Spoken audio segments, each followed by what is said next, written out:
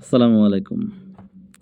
আচ্ছা এই যে উনাকে দেখতেছেন, উনি কি একটা পোশাক পরে দেখেন মানে লোকজনের মাঝে চলে আসছে ইন্টারভিউ দিতে। একজন সুন্দর মানুষ মানে আপনি অনেক সুন্দর। তাহলে কি আপনার কি মানে কাপড় খুলে মানুষকে দেখানোর দরকার আছে? অবশ্যই নাই। যে সুন্দর সে যদি মানুষের সামনে আপনার আ কি বলে আপনার পর্দা করে, হ্যাঁ?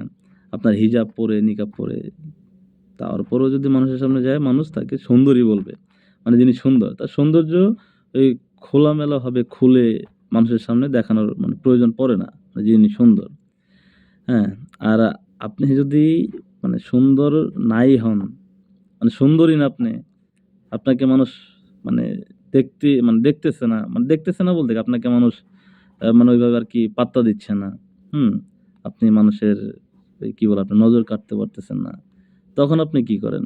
আপনি হচ্ছে কাপড় খুলে এইভাবে মানুষের সামনে চলে আসেন।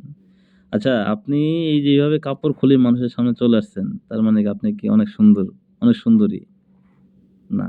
আপনি হচ্ছেন কি জানেন? ওই যে রাস্তার যে ওই যে আপনার কি বলে? ওই যে পতিতা আছে না? বা রাস্তায় যে মানে বেশ্যা, হ্যাঁ, বেশ্যাখানায় যে বেশ্যা আসে বেশ্যা আছে বা পতিতালয়ে যে পতিতা আছে, তারাও তো আপনার হচ্ছে কি একটা ঘরের মধ্যে মানে কাপড় খোলে। আর আপনি রাস্তাঘাটে খুলে আসছেন। আপনি তো ওই পতিতার থেকেও খারাপ। ওই বেশ্যার থেকেও তো আপনি আরো খারাপ। তাই তো?